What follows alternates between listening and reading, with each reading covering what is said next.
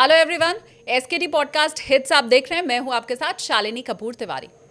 आज के पॉडकास्ट में हमारी कोशिश रहने वाली है कि हम फाइनेंशियली आपको फ्रीडम फाइटर बना सकें, क्योंकि जो मेहमान मेरे साथ हैं वो खुद को फाइनेंशियल फ्रीडम फाइटर ही कहते हैं।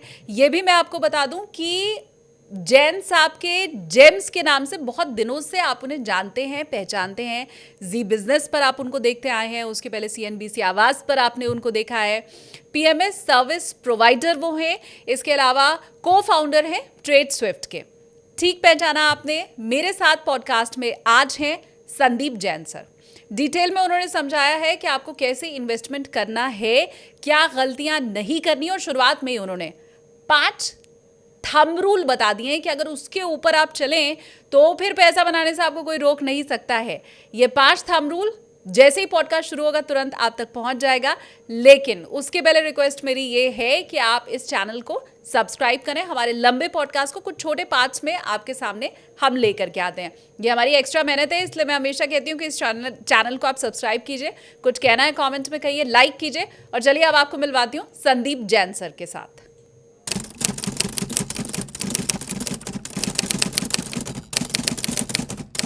लोगों को पैसा ऐसा लगता है कि बहुत बड़ी चीज़ है। टू बिकम रिच और टू बिकम वेल्दी दोनों एक अलग अलग चीज़ है। फाइनेंशियल प्लानिंग के थ्रू आप कैसे पैसे वाले बन सकते हो वो एक बहुत इजी तरीका है, और उसमें मैंने सिर्फ 5 तरीके बताए हैं लोगों को। 5 नुस्खे हैं मेरे। जो बचपन में हमारा एक गुल्लक होता था, हाँ। तो बचपन में हम गुल्लक में डालते थे पैसे, पिगी बैंक में डालते थे। और अब आप जैसे ही पैसा कमाने लग जाओ या जैसे ही आपको पॉकेट मनी मिलना शुरू हो जाए, आप सिर्फ 250 रुपये से आप अपनी ज़िंदगी में अपनी जो रिलेशनशिप विद मनी है वो शुरू कर सकते हैं। मैं जयपुर से आया, मेरा जो ड्राइवर है मैंने उसको भी SIP करवा रखी है। मैं जहाँ पे मेरे बाल और दाढ़ी काली करवाता हूँ मैं उसको भी SIP करवा रखा हूँ। मैं जिससे कपड़े खरीदता हूँ, मैं जहाँ जाता हूँ हर आदमी को बोलता हूँ कि प्लीज़ आप SIP ज़रूर से शुरू कीजिए। जब हम डेटा उठा के देखते हैं ना सर, तो हमें ये पता चलता है कि म्यूचुअल फंड में लोग सिप शुरू ज़रूर करते हैं, लेकिन 3 साल के अंदर अंदर 80% लोग उस सिप को रोक देते हैं।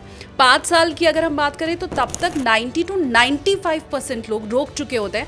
मतलब 4 से 5% लोग ही इंडिया में ऐसे हैं जो रेगुलर सिप कर रहे हैं, सालों तक कर रहे हैं। मैंने 2010 में मैंने भी बहुत लेट शुरू किया। मैं जितनी भी ज्ञान दे रहा हूँ ये सारी मैंने गलतियाँ करके सीखी है, और वो मैं लोगों को बताना चाह रहा हूँ।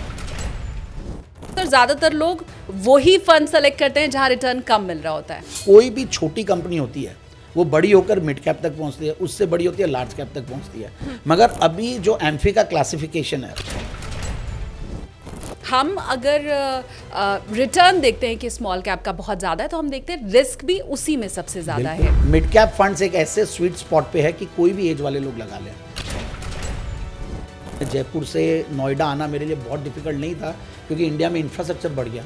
और इंफ्रास्ट्रक्चर बढ़ता क्यों है? जब आप कई सारी कंपनियां उन्होंने अपना ट्रस्ट बना रखा है, तो आप भी ये जो टोल कलेक्ट हो रहा है उसके भी आप भागीदार बन सकते हैं बाय इन्वेस्टिंग थ्रू इनविट्स।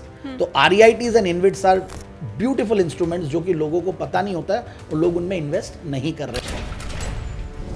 ये जो फ्लेक्सी कैप है, ये इसमें सिर्फ फंड्स का ही मिश्रण होता है।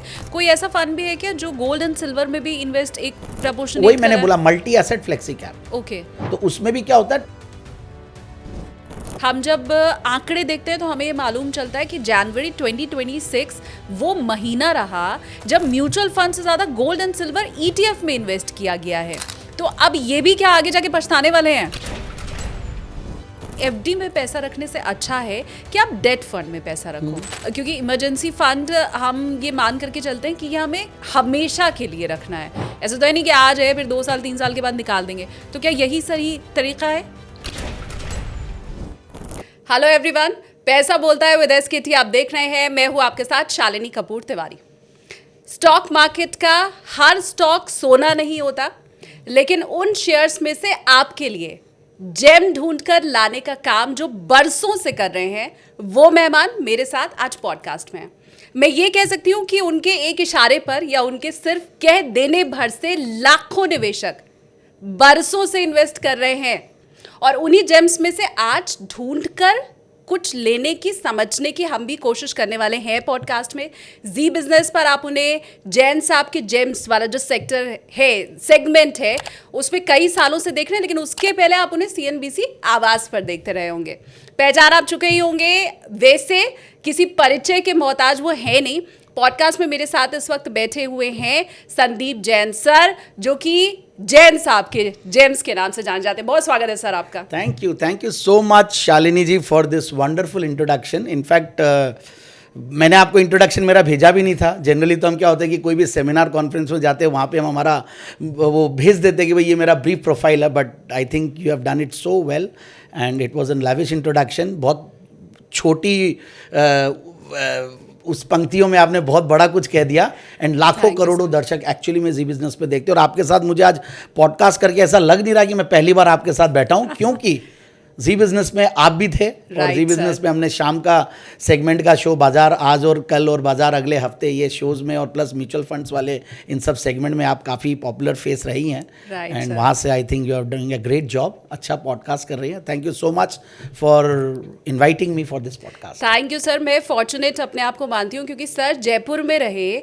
और हमारे फ़ोन करने पर, ये मेरी किस्मत थी बाय द वे, कि सर नोएडा आ ही रहे थे और इत्तेफाक से मुझे समय मिल गया। आप ऐसे समझ लो आप लोगों को समय मिल गया। Thank you. और इसके अलावा सर, क्योंकि आप खुद को फाइनेंशियल फ्रीडम फाइटर कहते हैं, Yep.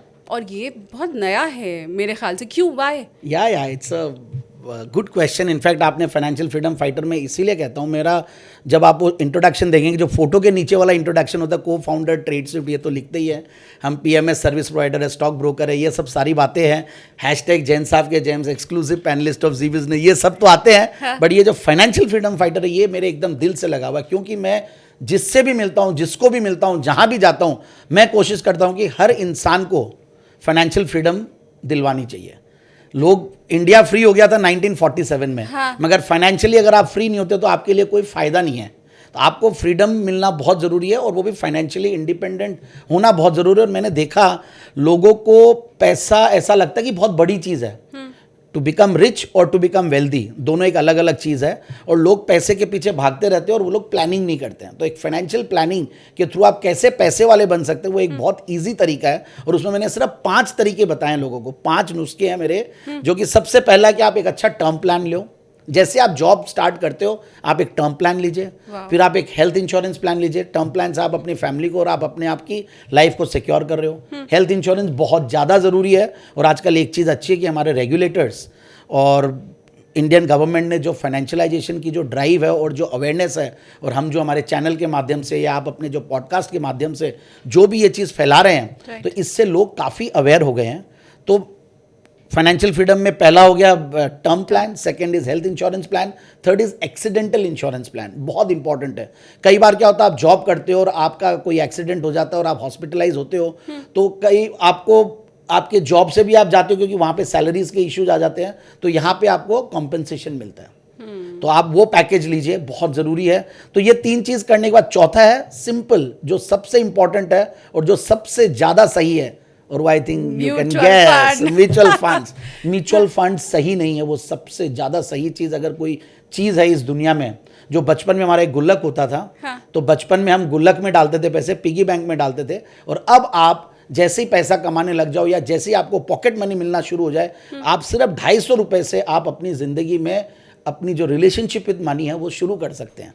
तो मैं ये बोलता हूँ, अगर म्यूचुअल फंड्स में ज़रूर से इन्वेस्ट कीजिए। जिस दिन से आपको समझ में आने लग जाए कि आपको ये करना, और मैं बोलता हूँ कि आप 18 साल की उम्र से ये स्टार्ट कीजिए, देखिए फिर आप मैजिक क्या होता है दुनिया में, क्या ज़िंदगी में आपके मैजिक होता है। जो पावर ऑफ कंपाउंडिंग है उसकी बात कहूँ तो इट इज़ मतलब अमेजिंग। और एल्बर्ट आइंस्टाइन ने बोला, जो कि एक साइंटिस्ट थे, और लोगों को लगता है कि ये लाइन शायद वॉरेन बफेट ने कही है, बट ऐसा नहीं है।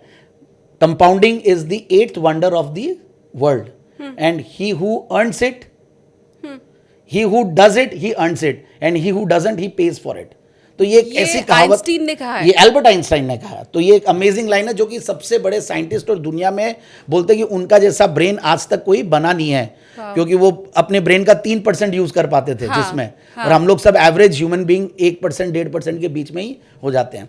तो ये हो गई 4 चीज़। म्यूचुअल फंड्स में बिल्कुल SIP शुरू कीजिए। आप एक पिज्ज़ा कम खाइए, एक बर्गर कम खाइए, एक कोक कम पीजिए, एक आप कॉफ़ी कम पीजिए, और एक अच्छी मूवी भले ही स्किप कर दे, भले धुरंधर भी स्किप करनी हो तो भी कर दीजिए, और वो पैसा आप डालिए म्यूचुअल फंड्स में। OTT पे आ ही जाता बाद में OTT पे आ ही जाएगा। हाँ। तो ये आप ऐसे कीजिए। और 5वां ये है कि आप जो काम कर रहे हो उस पर आप रेजर फोकस रखिए और उस काम को बहुत अच्छे से कीजिए, क्योंकि अगर काम नहीं करेंगे तो पैसा नहीं बनेगा, और पैसा नहीं बनेगा तो खर्च कहाँ से करेंगे और इन्वेस्ट कहाँ से करेंगे।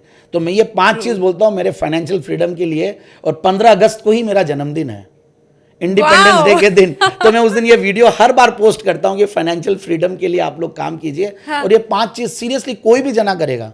मैं जयपुर से है, मेरा जो ड्राइवर है मैंने उसको भी SIP करवा रखी है। मैं जहाँ पे मेरे बाल और दाढ़ी काली करवाता हूँ मैं उसको भी SIP करवा रखा हूँ। मैं जिससे कपड़े खरीदता हूँ, मैं जहाँ जाता हूँ हर आदमी को बोलता हूँ कि प्लीज़ आप SIP ज़रूर से शुरू कीजिए। It is very very very important in life. ये 5 चीज़ कर लीजिए, फिर उसके बाद आपको कहीं कोई पीछे मुड़ के देखने की ज़रूरत नहीं है। बट वो 5वां जो चीज़ है वो बहुत डिफिकल्ट है। राइट। काम करना।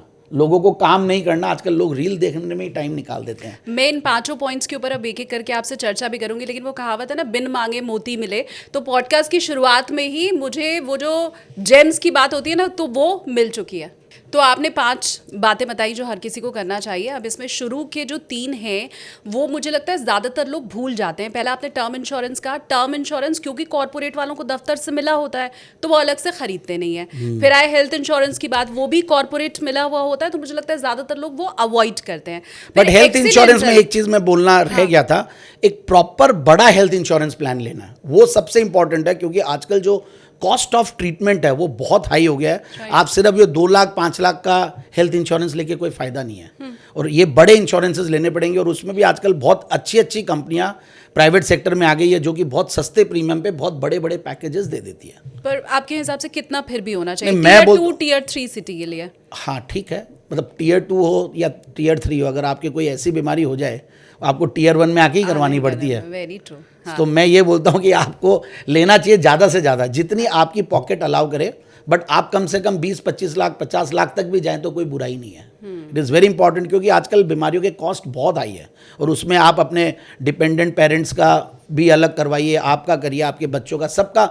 Health insurance is the must, जो इंडिया में अब धीरे धीरे हो गया है, और थैंक्स टू आवर गवर्नमेंट कि उन्होंने जो GST है वो 18% से अब 0 कर दिया है, which is very very important. जो कि मुझे बहुत रियलाइज़ होता था और बहुत पिंच करता था जब मैं मेरे पेरेंट्स का देता था इंश्योरेंस प्रीमियम, हेल्थ इंश्योरेंस, और जो कि बहुत ज़्यादा होता है। जैसे एज, तो आप यंग एज में करते तो आपका प्रीमियम भी कम लगता है, वही टर्म प्लान में है, तो you have to start it very very early. So that is the crux. कितने लोगों ने हेल्थ इंश्योरेंस और टर्म इंश्योरेंस ले रखा है वो मुझे कमेंट्स करके बताओ। और मेरी बात भले मत मानो, आज जैन साहब बोल रहे हैं तो उनकी बात तो कम से कम मान के इंश्योरेंस फटाफट अगर नहीं ले रखा है तो वो ले लो। अब म्यूचुअल फंड की बात हम करते हैं। सर, आपने कहा कि आप जहां बाल कटवाने जाते हैं आपने उसको भी बाल कटवाने, और जहां मैं मेरी दाढ़ी काली करवाता क्योंकि बाल मेरे सफेद हो गए हैं वैसे। अच्छा। बट वो सफेद मैं इसीलिए बता रहा हूँ। Look so young. Thank you sir, thank you ma'am. But वो जानबूझ के बोलना पड़ता है क्योंकि हमने बाल और दाढ़ी दोनों सफेद कर लिया है, उस एक्सपीरियंस से मैं बोलना चाह रहा हूँ। हाँ, लेकिन मैं ये समझना चाहती हूँ कि जब हम डेटा उठा के देखते हैं ना सर, तो हमें ये पता चलता है कि म्यूचुअल फंड में लोग सिप शुरू जरूर करते हैं, लेकिन 3 साल के अंदर अंदर 80% लोग उस सिप को रोक देते हैं। 5 साल की अगर हम बात करें तो तब तक 90 to 95% लोग रोक चुके होते हैं। मतलब 4 से 5% लोग ही इंडिया में ऐसे हैं जो रेगुलर सिप कर रहे हैं, सालों तक कर रहे हैं। तो इसके पीछे क्या वजह है और वो क्या फिर नुकसान है? I must appreciate this question, I must, क्योंकि ये चीज़ मेरे साथ पर्सनली हुई भी है लाइफ में। मैंने 2010 में, मैंने भी बहुत लेट शुरू किया। मैं जितनी भी ज्ञान दे रहा हूँ ये सारी मैंने गलतियाँ करके सीखी है, और वो मैं लोगों को बताना चाह रहा हूँ। पहली सिप कब की थी? पहली सिप मैंने भी 2010 में ही शुरू की थी। तो बहुत गलत हो गया ना। मैं 2010 का मतलब I was 35 that time, so I started in at the age of 35। जो कि मैंने गलतियाँ की, मैं चाहता नहीं कि लोग वो गलतियाँ करें। तो अब वो क्यों किया, और फिर उसके बाद आपने जो बोला कि 2 साल 3 साल में बंद भी कर दी। मुझे कोई प्रॉपर्टी खरीदनी थी, उस प्रॉपर्टी के लिए मुझे कुछ पैसे चाहिए थे। हाँ। तो मैंने वो सिप को बंद करके, और वो जो जितने भी पैसे थे मैंने उसको प्रॉपर्टी में डाल दिया, जो अगेन दूसरी गलती की। हाँ। तो ये आपने बहुत सही सवाल पूछा। अब इसका आंसर देखिए बहुत अलग तरीके से मैं दूंगा। एक EMI हम लेते हैं, एक गाड़ी खरीदते हैं तो उसकी EMI हम देते हैं, होम लोन लेते हैं उसकी EMI देते हैं। So home loan is still a good EMI की, ठीक है, एक नॉर्मल EMI है।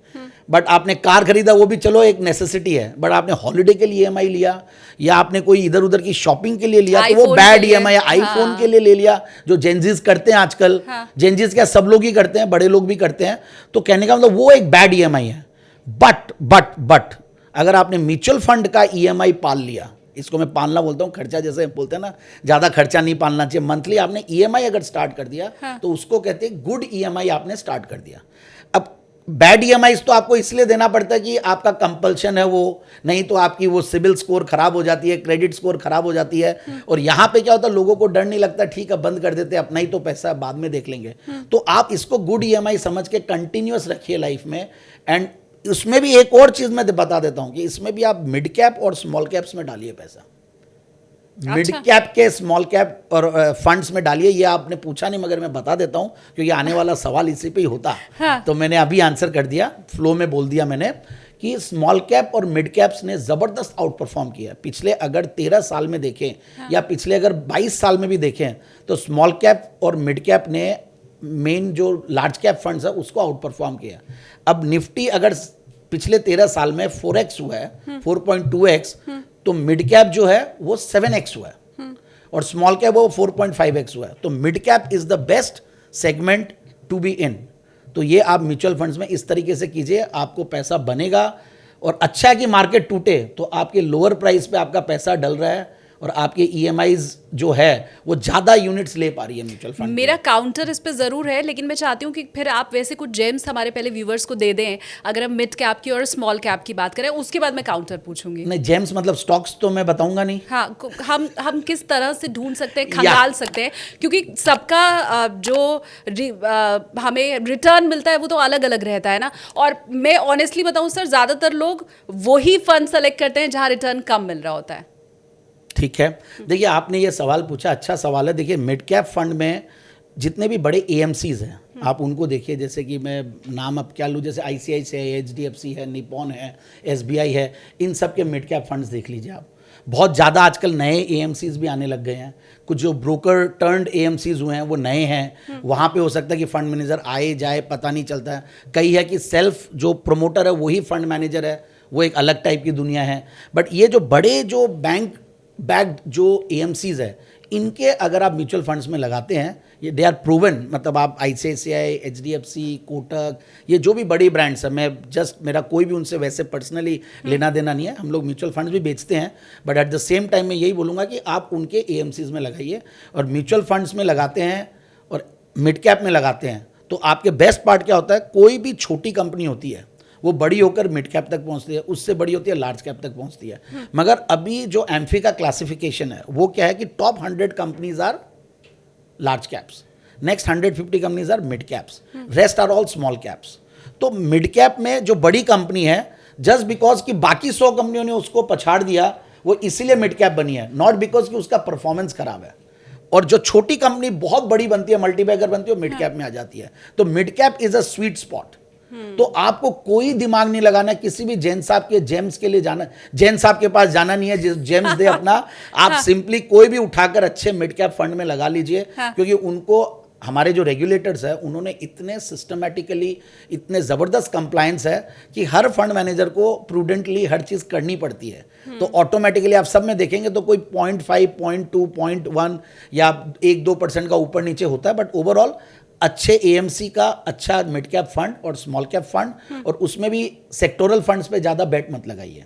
अच्छा। और एक फ्लेक्सी कैप फंड, मैं जनरली ये बोलता हूँ। अच्छा, मैं एक एग्जांपल देता हूँ आपको, बहुत इंटरेस्टिंग एग्जांपल है। एक दिन मैं डाइनिंग टेबल पे ऐसे ही बैठा था जैसे अपन बैठे हैं। हाँ। तो मेरा बेटा, मेरी भतीजी और मेरी भांजी, 3 जने बैठे थे। तो ये सारे जेंजी है? हाँ, ये जेंजी है ऑब्वियसली। मेरा बेटा अब 24-25 साल का हो गया है। तो मैंने उसको एक ज्ञान दिया, तीनों को एक साथ बैठ के ज्ञान दिया कि भाई तुम लोग एक काम करो, म्यूचुअल फंड्स में एसआईपी शुरू करो। तो एक जने ने क्या किया, मेरे बेटे ने नेक्स्ट डे जाके गया और अकाउंट खुलवाया और एसआईपी शुरू कर दी। मेरी भतीजी है, मेरी भांजी है, उसने अकाउंट खुलवाया बट शुरू नहीं किया। और मेरी भतीजी है जो कि सबसे ज़्यादा तीनों में पैसे कमा रही थी, वो गई नहीं, ना अकाउंट खुलवाई ना स्टार्ट की। तो ये जो शो कर रहे हैं और ये हम लोग बताते हैं, वो बताने के बाद भी कई लोगों के जहन में जाती नहीं है। बट वो मेरे बेटे को बड़ा मजा आ रहा था, मे भी कुछ शायद थोड़ा फर्क पड़ता होगा ब्लड का फर्क पड़ता होगा, तो उसने इमीडिएटली स्टार्ट कर दिया। और उसने मेरे को एक कंडीशन दिया, पापा मेरी जो स्टाइपेंड आती है, मेरी ये स्टाइपेंड आती है 10,000, और आप भी जो जितना मैं लगाऊंगा उतना आप भी लगाओ। बोले ठीक है, मेरे कोई प्रॉब्लम नहीं है। तो मैंने 20,000 की उसकी SIP शुरू की। एंड बिलीव मी, अगर यार 6 साल हो गए, 5 या 6 साल देखता हूं, तो अभी भी मार्केट कितना भी ऊपर नीचे हो, बट वहां पे रिटर्न्स बहुत बढ़िया। तो आप खुद से ट्रेडिंग तो बिल्कुल भी नहीं करनी चाहिए। अगर आपके पास समय नहीं है, प्रॉपर ट्रेनिंग नहीं है, आप खुद मत कीजिए। आप अगर नोएडा से गुड़गांव जाना है, एक तो बोलते हैं आपको सेल्फ ड्रिवन कार में जाना है और आपको ठीक से गाड़ी चलानी नहीं आए, तो आप जा पाओगे नहीं, बिल्कुल नहीं। बट यहां से आपको बोलते हैं कि ठीक है एक बस ले लो, जाना है ठीक है, बट बस में भी बहुत ट्रैफिक है, फंस जाओगे। फिर आती है मेट्रो में जाते हो तो आप आराम से पहुंचते हो, तो एक पब्लिक व्हीकल है। तो वैसे एक mutual fund is a good public vehicle. तो हम यही एग्जांपल देते हैं, mutual fund is a good public vehicle. फिर PMS आता है, तो PMS थोड़ा सा शॉफर ड्रिवन कार है कि आपने एक अच्छी टैक्सी ले ली और उससे चले गए। और AIF है, वो उससे भी ज्यादा लग्जरी टैक्सी है, तो उससे आप चले गए। तो बेसिकली आपको रिस्क प्रोफाइलिंग करनी पड़ती है। आप कहाँ हो, आपकी अर्निंग्स क्या है, आपकी फैमिली की नीड्स क्या है, फिर उसके हिसाब से। और रिस्क प्रोफाइलिंग क्वेश्चनर मैं आपको शेयर करूंगा और आप उसको शेयर कर दीजिएगा लिंक। उसमें जो भी लोग फिलअप करेंगे उससे ऑटो लर्निंग होगी। इतने क्वेश्चंस पूछते हैं हम लोग उसमें कि वो आदमी भरते भरते समझ में आ जाता है कि वो क्या गलतियां कर रहा है और क्या सही कर रहा है। तो जैसे एक वो डायग्नोस्टिक टेस्ट होता है ना, ये वैसे ही है। फिर उसी में प्रोग्नोसिस भी, उसी में पता चल जाता है कि उसको आगे क्या करना है। तो इस तरीके से तो मैंने थोड़ा सा हट के ये आपको डन। हम उसको डिस्क्रिप्शन में डेफिनेटली हम उस लिंक को देंगे ताकि लोगों का फायदा हो। एक डिस्क्लेमर यहाँ पर इसके साथ में देती चलूं, सर ने जिन फंड्स के नाम लिए हैं वो सिर्फ आपको समझाने के लिए एडुकेशन पर्पस के लिए है। आपका जो वित्तीय सलाहकार है आप उससे पूछिए या खुद आप R&D कीजिए, उसके बाद निवेश कीजिए। ये सिर्फ आपको एडुकेट करने की कोशिश है। और खासकर सर तो एक तरफ फ्रीडम फाइटर होता है और दूसरी तरफ फाइनेंशियल फ्रीडम फाइटर मेरे सामने इस समय है। तो आप बस ऐसे लगा लीजिए कि हम उसी का काम कर रहे हैं। अब मुझे आप सर ये बताएं, क्योंकि आपने स्मॉल कैप की बात की, आपने मिड कैप की बात की, हम अगर रिटर्न देखते हैं कि स्मॉल कैप का बहुत ज़्यादा है, तो हम देखते हैं रिस्क भी उसी में सबसे ज़्यादा है। और ऐसी कंडीशन में क्या स्मॉल कैप फिर हर एज ग्रुप वाले के लिए, चलो 25 साल वाला शायद ज़्यादा रिस्क ले ले, क्या 45 साल वाला भी उतना रिस्क ले? आप क्या कहेंगे, एज ग्रुप किसी का कोई भी हो, पर स्मॉल कैप और मिड कैप को ज़्यादा तवज्जो दो और थोड़ा बाकी जगह कम पैसे लगाओ? It's a very relevant question और सही भी है। ये सवाल पूछना आपके लिए ज़रूरी था। देखिए, एक जनरली थंब रूल रहता है कि 100 minus your age is your equities proportion. जैसे अगर आप 25 साल के हो तो 100 माइनस 25, 75% आपका इक्विटीज में जाना चाहिए। ऐसा एक इंटरेस्टिंग फाइनेंशियल प्लानिंग में मतलब मैं आपके लिहाज से अगर मैं समझू कोई 40 साल का है तो उसको 60% इक्विटीज में डालते हैं। अब बाकी 40 कहाँ डालोगे? बाकी 40 के भी कैपिटल मार्केट में बहुत सारे इंस्ट्रूमेंट्स हैं। अब जैसे आजकल गोल्ड सिल्वर में तूफान मचा हुआ है। आजकल तो इक्विटी मार्केट से ज्यादा जहां भी जाते हैं गोल्ड सिल्वर की बातें करते हैं। तो इवन हमने भी एक हमारे यहाँ पे multi asset flexi cap fund launch किया हुआ है। तो उसमें हम लोगों ने गोल्ड सिल्वर भी ले रखा था और मल्टी एसेट में हम लोगों ने REITs भी लेके। रियल एस्टेट को भी अगर आपको चखना है तो आप इमीडिएटली REITs में पैसा लगा सकते हैं। उसमें आप इन्विट्स में पैसा लगा सकते हैं, इंफ्रास्ट्रक्चर इन्वेस्टमेंट ट्रस्ट। जैसे आज नोएडा आता हूं मैं, जयपुर से नोएडा आना मेरे लिए बहुत डिफिकल्ट नहीं था, क्योंकि इंडिया में इंफ्रास्ट्रक्चर बढ़ गया। और इंफ्रास्ट्रक्चर बढ़ता क्यों है? जब आप कई सारी कंपनियां उन्होंने अपना ट्रस्ट बना रखा है, तो आप भी ये जो टोल कलेक्ट हो रहा है उसके भी आप भागीदार बन सकते हैं बाय इन्वेस्टिंग थ्रू इन्विट्स। तो REITs and InvITs are beautiful instruments जो कि लोगों को पता नहीं होता है और लोग उनमें इन्वेस्ट नहीं कर रहे हैं, क्योंकि ये शायद बहुत रीसेंट मतलब फिर भी हो गए। ऐसा नहीं है कि 7, 8, 10 साल हो गए हैं। इनफैक्ट कोरोना के टाइम पे सारे इन्विट्स काफी नीचे आ गए थे। IRB इन्विट बोल के एक था, तो हम लोगों ने हमारे क्लाइंट्स को खूब रेकमेंड किया, क्योंकि उस टाइम पे कारें नहीं चल रही थी, गाड़ियां नहीं चल रही थी, सारे टोल्स कलेक्शन नीचे आ गए थे। तो लोग सोचते थे कि ये तो कंपनियां ही खत्म हो जाएगी। बट कोरोना कोई आजीवन तो रहने वाला नहीं था। ठीक बात। और कोरोना के बाद जिन्होंने पैसा लगाया उन्होंने देखा किस तरीके से पैसा बना, और अब लोगों की आदत खराब हो गई है। अब लोगों को चाहिए कि 25-30% तो एक नॉर्मल रिटर्न है, जो कि आगे जाके इतना ईजी नहीं रहेगा। तो आपको 15%, 20% के बीच में सेटिस्फाइड रहना पड़ेगा, या 12 से 15, और FD इंटू 2x। हम तो यही बोलते हैं कि आपका रिटर्न FD इंटू 2x हो जाए, आप खुश रहिए। मैं अभी इसके ऊपर भी आऊंगी सर कि बीते 2 साल में तो उतना भी नहीं मिला है। कई फंड्स तो माइनस में हैं, कुछ ने शायद ही 0.5% रिटर्न दिया। तो मैं अभी आगे उस पर अपन चर्चा करेंगे। और आपका अभी भी जवाब मैंने प्रॉपर्ली नहीं दिया है। तो बेसिकली मिड कैप फंड्स एक ऐसे स्वीट स्पॉट पे है कि कोई भी एज वाले लोग लगा लें, क्योंकि अब जो मिड कैप्स है, जो 150 कंपनियां हैं, you will be surprise to know कि उसमें भी 5-6 कंपनियां ऐसी जो 1 लाख करोड़ के ऊपर की कंपनियां हैं। और इवन स्मॉल कैप्स में भी 33,000 करोड़ की कंपनीज है स्मॉल कैप नाउ। 33,000 करोड़ की एसीसी, जो कि हर्षद मेहता के टाइम पे सबसे ज़्यादा बवाल मचाने वाली कंपनी, मतलब सबसे ज़्यादा जिसका चर्चा होता था, वो एसीसी जो one of the largest cement companies है, वो आज स्मॉल कैप है। तो ऐसा नहीं कि स्मॉल कैप का मतलब बहुत छोटे हो गए वो कंपनियां। तो बेसिकली आप 15,000 20,000 करोड़ के ऊपर के जो मार्केट कैप वाली कंपनियां थे, वो भी आजकल 33,000 करोड़ से लेकर नीचे वाली कंपनियां स्मॉल कैप है। 33,000 से 1,05,000 करोड़ तक की कंपनियां जो मिड कैप्स है। तो अब वो मिड कैप में ऑटोमेटिकली लार्ज कैप आ रही है, ऐसा कुछ भी नहीं है। तो आप अगर मिड कैप में डालते हैं तो आपको कोई भी चीज में दिमाग लगाने की जरूरत नहीं है। It's a no brainer solution. और उससे भी ज्यादा अगर आपको सेफ्टी चाहिए तो निफ्टी के ईटीएफ में डाल दीजिए आप। मतलब these are some no brainer investments जो कि अच्छे अच्छे इन्वेस्टर्स करते हैं, जो अच्छे बिजनेसमैन, जो अच्छे से समझते हैं मार्केट्स को, जो आपसे मेरे से ज्यादा हर तरीके से हो सकता है कि उनका आईक्यू लेवल्स हायर हो, बट वो भी आज निफ्टी के ईटीएफ्स में, मिड कैप के ईटीएफ्स में लगा दीजिए पैसा, आपको ज्यादा पैसा बनेगा लाइफ में। ये सब चीजें बहुत करते करते सीखी है हमने, कोई जगह आपको लिखी हुई हमें फ्री फंड में मिल रही है। हाँ, फ्री फंड में और मेहनत कर रहे हैं और पॉडकास्ट के जरिए हम बता रहे हैं। हाँ, बट ये बहुत शानदार है सर, क्योंकि मैंने बहुत से ऐसे लोग देखे हैं जो ये बोलते हैं हमें समझ नहीं आता, हमारी डेली रूटीन में इतना टाइम नहीं है कि हम फंड सेलेक्ट कर पाए, करते भी हैं तो गलत हो जाता है। तो आपने तो बिल्कुल सेफ साइट बता दिया कि आप ईटीएफ में फिर पैसे लगा लो, निफ्टी 50 वाले, आपको कोई टेंशन लेने की जरूरत नहीं। उससे भी ज्यादा अगर आपको थोड़ा सा और है कि भाई मेरा पैसा एकदम राइट जगह पे लगे, तो आप अच्छा multi asset flexi cap fund में डाल दीजिए।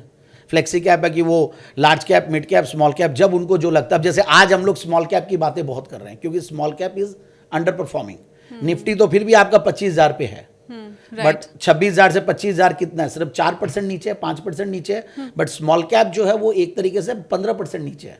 19,400 से आज हम 17,000 पे देख रहे हैं। और मिड कैप अपने हाइज पे, वो भी अच्छा खासा हाइज के आसपास चल रहा है। तो इसीलिए स्मॉल कैप को हम लोग अभी ज्यादा रेकमेंड कर रहे हैं क्योंकि वो अंडर परफॉर्मेंस बहुत बड़ा है। और आप अगर उनके स्टॉक्स के अंदर जाते हैं, अगर एनएसए स्मॉल कैप 100, उसकी भी रिसर्च मैंने परसों ही की थी, इनफैक्ट हमारी टीम के साथ एक एक स्टॉक को हमने लेके देखा, तो वो वेटेज की वजह से दिखता है कि ये 15% है, बट अगर आप इक्वल वेटेज देते सारे स्टॉक्स को तो 25 से 30% सारे स्टॉक्स टूटे हैं। एंड उसमें भी कुछ जो टॉप 5 लूजर्स है वो 70% तक लूज किए हैं, और सिर्फ 22 स्टॉक्स है जो कि गेन किए हैं इस पूरे 1 साल में। नुकसान में बैठे हैं सारे नुकसान में। तो स्मॉल कैप्स में लोगों का पैसा लगा है, इसमें कोई दो राय नहीं है। तो आपको अब ऐसा लेवल है कि जहां पे आप इसलिए फ्लेक्सी कैप में डालते हो तो आपको टाइमिंग आपको करने की जरूरत नहीं है, आपके लिए एक स्मार्ट फंड मैनेजर करेगा जो कि he is very very well equipped. आज हो सकता है कि एक नॉर्मल इंसान है, रिटेल इन्वेस्टर है, उससे थोड़ा सा ज़्यादा मुझे आता होगा क्योंकि मैं इसमें समय दे रहा हूँ। ऐसा नहीं कि मेरे पास समय दिमाग ज़्यादा है, क्योंकि मैं दिन भर इसमें लगा हुआ हूँ और मेरे पास एक टीम है, हम रिसर्च करते हैं। हमसे ज़्यादा शायद बड़े इंस्टीट्यूशंस जानेंगे, बड़े इंस्टीट्यूशन से ज़्यादा और उनसे बड़े जानेंगे, और उनके पास तो IITs, IIMs और बड़े बड़े इंस्टीट्यूट से और बहुत इंटेलिजेंट लोगों को वो लोग हायर करते हैं। राइट। तो इसीलिए ये जो फ्लेक्सी कैप है, ये इसमें सिर्फ फंड्स का ही मिश्रण होता है, कोई ऐसा फंड भी है क्या जो गोल्ड एंड सिल्वर में भी इन्वेस्ट एक प्रपोर्शन? वही मैंने बोला, multi asset flexi cap. Okay. तो उसमें भी क्या होता है, 20% can be on other assets, और उनको लगता है कि गोल्ड सिल्वर और तेज होने वाला तो और ज्यादा कर सकते हैं।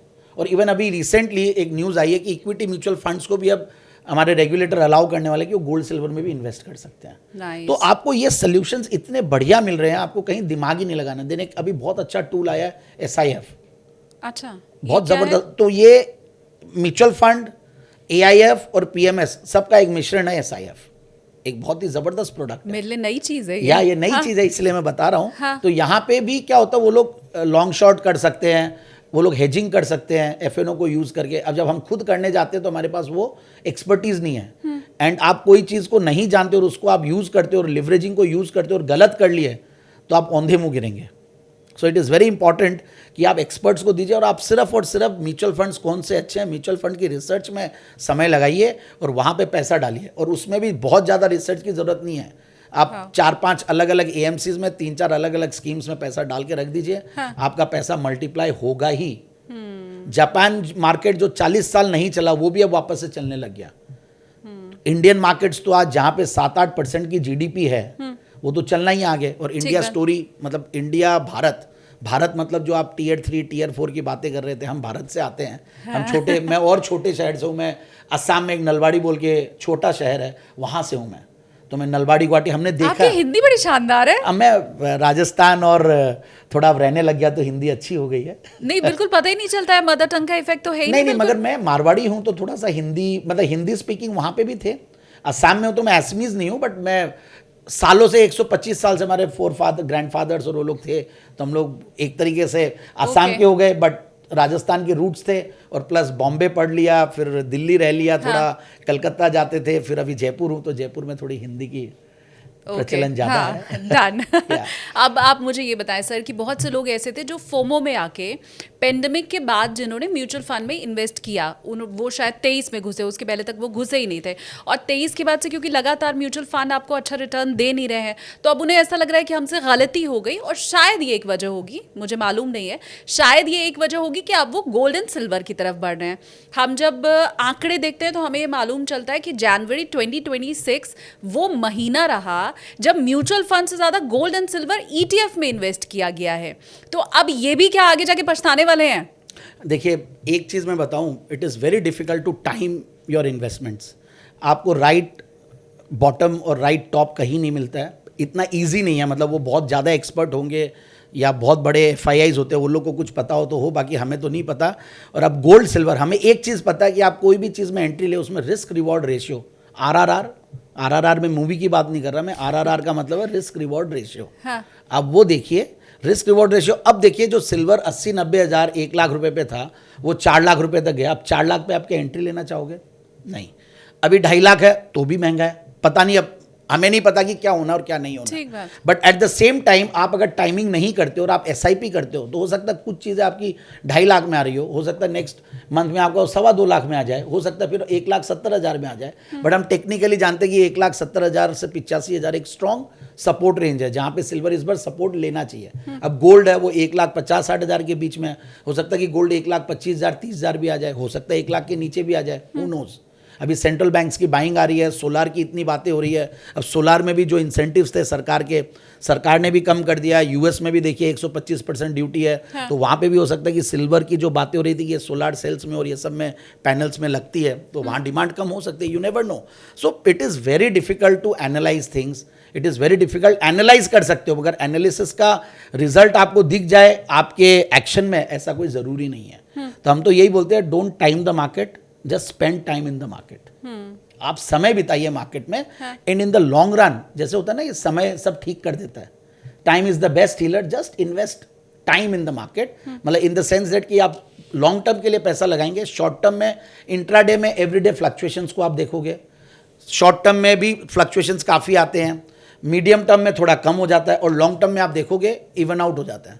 अगर आप निफ्टी का 1990 से लेकर 2026 तक का चार्ट देखेंगे, ईयरली चार्ट जो मेरे प्रेजेंटेशंस में रहता है, ईयरली चार्ट अगर आप देखते हैं तो हर साल निफ्टी ने ग्रीन कैंडल बनाई है, सिर्फ 8 साल के अलावा। तो कितने साल हो गए? हाँ। 36 साल हो गए। हाँ। हम 1990 से 36 साल में सिर्फ 8 साल निफ्टी ने रेड कैंडल बनाई है। अब वो रेड कैंडल का मतलब क्या होता है मैं बता देता हूं, कि अगर ईयर के बिगिनिंग में 100 रुपए पे कोई चीज शुरू हुई और वो एंड में अगर 90 रुपए, तो रेड कैंडल बना देगी। मगर 100 पे शुरू होकर अगर वो 110 पे, तो ग्रीन कैंडल बना देती है। तो इस तरीके से हर साल पैसा बनता है, और निफ्टी ने कंटिन्यूसली अगर आप देखो तो 14% का कैगर दिया है। गोल्ड और सिल्वर है वो इतना चलने के बाद भी अभी भी 13% पे है, अगर आप पिछले 10 साल की मैं बात कर रहा हूँ। हाँ। और FD का आप जानते ही हो 7-8% रहता है। अगर चलो PPF में थोड़ा ज़्यादा मिल जाता है, बट कई लोग PPF के लिमिट से ऊपर आ जाए, दूसरे में डालते तो 6-7-8% ये रहता है। तो इसीलिए कोई भी एसेट क्लास को आप उठा के देख लो, और आप अगर इक्विटीज में स्टॉक ओरिएंटेड इन्वेस्टिंग करेंगे, डायरेक्ट इन्वेस्टिंग, वो बहुत डिफिकल्ट है। तो मैं तो हमेशा बोलता हूं, it is always better to be an active passive investor. क्या एक्टिव पैसिव इन्वेस्टर। एक हमारे जमाने में गाड़ी चलती थी मटीज। अच्छा। मटीज अब आपके जमाने में थी या नहीं पता नहीं। हाँ। आप तब देखे थे कि नहीं, बिग स्मॉल कार, मतलब कार बड़ी है बट अंदर से बिग लगती है। तो वैसे बोलता हूँ एक्टिव पैसिव इन्वेस्टर का मतलब आप पैसिव इन्वेस्टिंग कीजिए। पैसिव इन्वेस्टिंग का मतलब invest through mutual funds, PMS, AIF। Don't invest directly, जो मैं शुरुआत में भी कहा था इक्विटीज में। तो एक्टिव पैसिव इन्वेस्टिंग कीजिए, आपका पैसा बनेगा। वाओ, आगे बनना ही है। शानदार। हाँ, अब मेरा अगला सवाल ये है कि हमें ये कहा जाता है कि आप थोड़ा इमरजेंसी फंड अपने पास रखिए, और मोस्टली जो लोग इमरजेंसी फंड रखते हैं, मैं नहीं जानती कितने लोग रखते हैं, आप जिस भी शहर से हो अपने शहर के नाम के साथ बताओ कि इमरजेंसी फंड आपके पास है या नहीं है। तो जो भी हम इमरजेंसी फंड रखते हैं वो हम मोस्टली एफडी में रखते हैं। फिर मैंने बहुत से एक्सपर्ट्स को ये कहते हुए सुना कि एफडी में पैसा रखने से अच्छा है कि आप डेट फंड में पैसा रखो। ठीक तो है। मैं आपकी राय जानना चाहती हूँ कि क्योंकि इमरजेंसी फंड हम ये मान करके चलते हैं कि ये हमें हमेशा के लिए रखना है, ऐसा तो है नहीं कि आज है फिर 2 साल 3 साल के बाद निकाल देंगे, तो क्या यही सही तरीका है? नहीं, अच्छा तरीका। देखिए, जब तक आपके एक पैरेलल इनकम शुरू नहीं होती है, हाँ। जैसे लाइफ में आपके सैलरी आई, फिर कई लोग होते हैं कि धीरे धीरे आपके पोर्टफोलियो बन गया, उसके डिविडेंड इनकम भी एक आपका पैरेलल इनकम बन जाता है। कई लोग होते हैं वो रेंटल इनकम बनाते हैं, ठीक है। तो आपकी जब तक पैरेलल इनकम नहीं होती है तो आपको ये इमरजेंसी फंड रखना ज़रूरी होता है, इसमें कोई दो राय नहीं है। कोरोना ने सबको सिखा दिया कि 3 महीना 6 महीना आपको रखना, और अब तो एआई का ज़माना है, तो इमरजेंसी फंड पे बिल्कुल रिलाई करना चाहिए। और इमरजेंसी फंड को आप इक्विटी में मत लगाइएगा।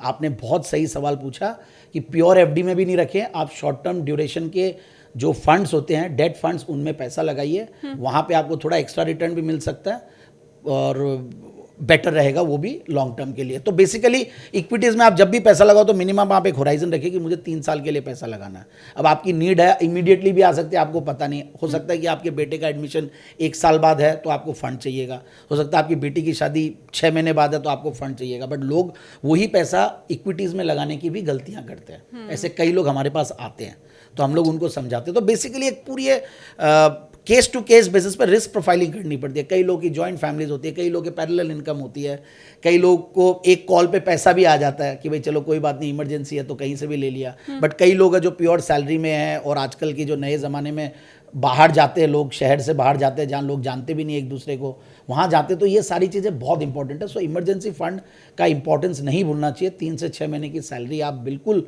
इमरजेंसी फंड में रखिए, और वो भी आप डेट्स में ही रखिए, नहीं तो पछताना पड़ेगा। और इक्विटीज़ में रख दिए और जिस दिन डाला, हो सकता है कि फॉर्चुनेटली ऊपर हो जाए तो अच्छी बात है, नहीं हुआ और नीचे हुआ, आपका 10 लाख रुपए आपका इमरजेंसी फंड है या 5 लाख है और वो 4 लाख रह जाए तो उससे बुरा कुछ नहीं हो सकता है। और इक्विटीज़ में दैट इज़ पॉसिबल।